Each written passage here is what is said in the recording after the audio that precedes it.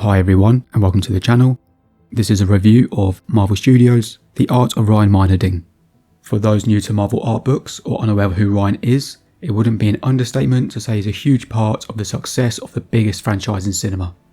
I discovered Ryan through his work for God of War 2 on PlayStation 2.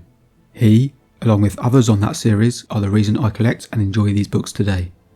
This book is a showcase of his art working for Marvel Studios, from Iron Man 1 through to Wakanda Forever, and his role from concept artist to head of visual development. It's published by Abrams and has over 300 pages of artwork. The flip through on screen can be seen in full on my channel, so check that out after this dive into the book if you do want more.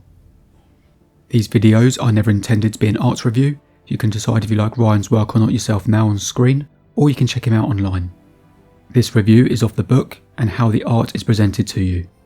The thing that's important to note in terms of the art though, and the reason this book is dedicated to one artist, is the importance of it.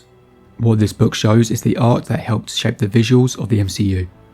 Ryan, along with others like Adi Granoff and Phil Saunders, helped do this early with Iron Man, then continued to guide that beyond the first Avengers movie. Artists come and go, but Ryan has worked on the MCU for over 15 years. I'm personally a big fan, and if you enjoy Marvel and the movies, good chance you are too, or soon will be. With that, let's jump into the book. I break each review into 5 points: build quality, content, credits, use of space, and value.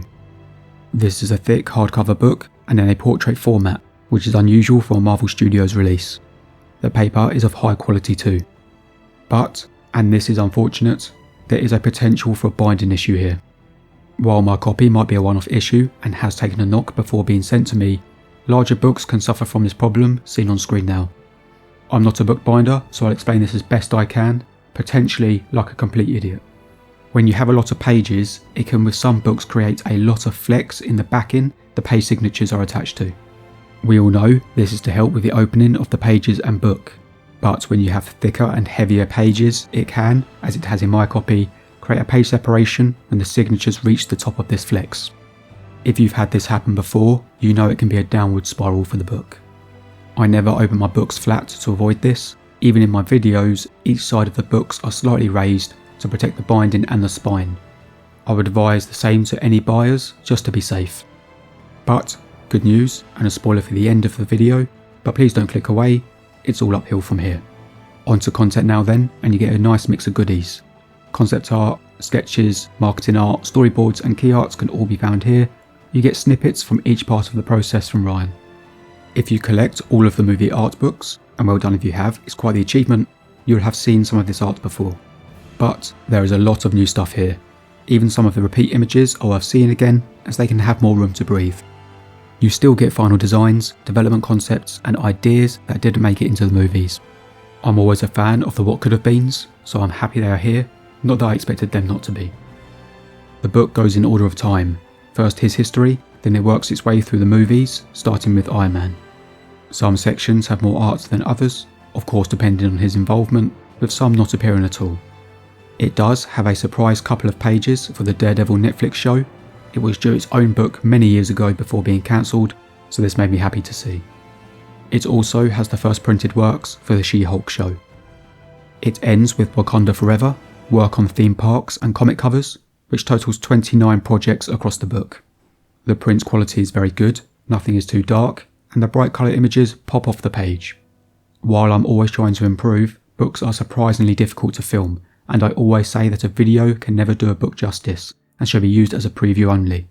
So know that while what you see on screen may work for that purpose, this book looks great in your hands.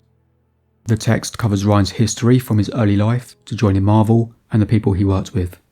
It has an interesting look at how some designs came together with others, decisions he made, as well as what was asked of him too. The art is definitely the focus here, but I appreciate the writing and Ryan's comments, as it delivers lots of information without it becoming too text heavy. So at this point I will talk about artist credits, but there isn't much to say, it's slapped on the cover of the book after all. There are though a few instances of comic images being used and a handful of pieces that were a collaboration. These are credited on the page as needed. This brings me to use of space. As you can see in the video, pages are filled, text is well placed, and there is a mix of image sizes. It does nothing fancy, but it doesn't need to, and it works. There's a benefit to the portrait orientation because most of the character art is too. This allows for some of the images to be printed larger. This can't be achieved in the individual movie art books as they are landscape. It made sense for a book of Ryan's to be done this way as he's a character artist. Price now, and I picked this up for £35. In the US, you can find it now for $50. I have no complaints here. For reference, the recently released art book for the Marvels is the same price, but comes with 100 pages less. It is also half the price of future movie art books like Deadpool and Wolverine and Brave New World, which are frankly disgracefully priced at $100, again with 100 pages less. I use Amazon as a reference for these videos, but you may find better deals elsewhere. So, what's my verdict? While I experienced a binding issue as previously noted, I still think this book is a must for MCU fans. The art is from one of the best, is presented well, and gives you a visual and written history of the franchise from the perspective of Ryan. Not only is this worthwhile if you're a fan of the art, but the price point is the real win for the book. At a time where for many of us things are becoming increasingly unaffordable, many art books remain at a reasonable price, and this is certainly one of them. I own the movie art books and I'm very happy with this as another addition to the collection. If you're interested in the movie art books, have a handful, or find that you aren't in a position to get them all due to finances or space, this is the perfect alternative. Just keep in mind that Ryan is predominantly a character artist, so that is the focus of the book. I do hope it sells well and becomes the start of a series. I'd love to see more from other artists. So, what did you think of the book? Is this joining your collection? Which artist would you like to see get this treatment from Marvel next? And what did you think of the review? Let me know in the comments. Kindly subscribe if you haven't already. Lots more to come, new and old, including more Marvel, but also for games, movies and more. I still have around 200 books to showcase, not including new releases.